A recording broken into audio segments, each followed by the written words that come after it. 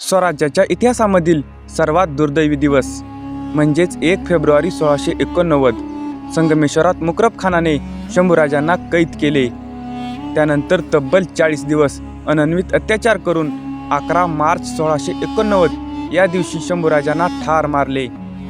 9 वर्षाच्या वादळी पराक्रमानंतर शंभूराजे नावाचा सह्याद्रीचा छावा अखेर शांत झाला. वयाच्या अवघ्या 32व्या वर्षी शंभूराजांना तुळापुरात ठार मारल्यानंतर औरंगजेबाने जागोजागी मराठ्यांची कोंडी करण्याचा जंग बांधला. स्वराज्याची राजधानी धोक्यात आली. औरंगजेबाचा सरदार जुल्फिकार खानाने रायगडाला वेढा दिला.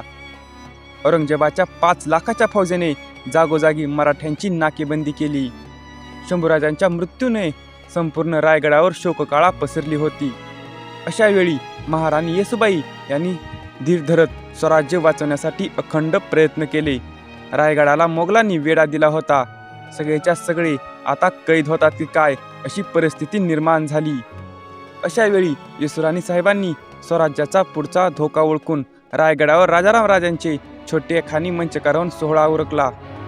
राजाराम राजे स्वराज्याचे 3रे छत्रपती झाले. येसूबाईंनी तात्काळ धोका ओळखून राजाराम राजे आणि ताराराणींचा कर्नाटकातील जिंजीच्या किल्ल्यावर जाण्यास सांगितले. राजाराम राजे आणि ताराराणींनी रायगड सोडल्यानंतर मोगलांनी रायगडावर ताबा मिळवला. महाराणी येसूबाई आणि बाळ शाहूराजे मोगलांच्या कैदेत गेले. पुढे तब्बल 29 वर्ष येसूबाई मोगलांच्या कैदेत होत्या. शंभूराजांच्या मृत्यूनंतर स्वतःवर दुःखाचा डोंगर कोसळलेला असताना देखील मनावर दगड ठेवून स्वतःच्या वैयक्तिक आयुष्याचा अग्निकुंड करून स्वराज्य रक्षणाला महत्त्व दिले. स्वराज्याची राजधानी मोगलांच्या ताब्यात गेली.